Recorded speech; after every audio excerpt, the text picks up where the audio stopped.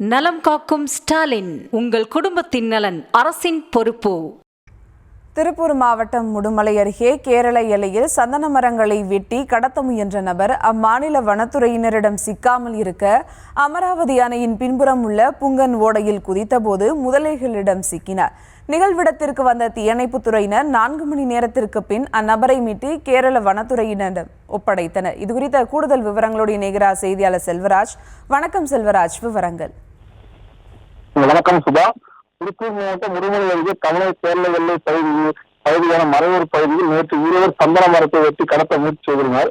இதனை பார்த்த கேரளா வனத்துறையினர் அவர்களை பிடிக்க முயற்சித்த நிலையில் தமிழக வனப்பகுதியான அமராவதி அணை பின்புறம் உள்ள தண்ணீர் உள்ள புங்கனோடையில் தப்பியோடு குற்றவாளிகள் தொழிற்சாலை செல்கின்றது.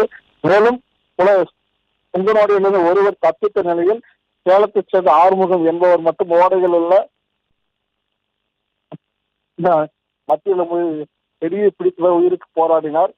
பிறகு சம்பவ இடத்துக்கு வந்த உடுமலை தீயணைப்புத்துறை முதலைகள் நிறைந்த பொங்கனோடைகள் உடுமலை தீயணைப்புத்துறை தாமோதரன் சாமி, கேரளா மாநிலத்தைச் சேர்ந்த மனோஜ் ஆகியோருடன் உள்ள இறங்கி அந்த பகுதியில் இருந்த முதலைகளை விரட்டி அதிகாலை 4 மணி அளவில் அவரை மீட்டு கேரளா வனத்துறை ஒப்படைத்தனர். இதற்கிடையில் தப்பியோடிய மறையூர் பகுதியை சேர்ந்தவரை வனத்துறையினர் தேடி வருகின்றனர்.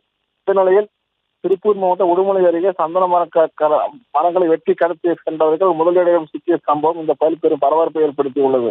சுபா,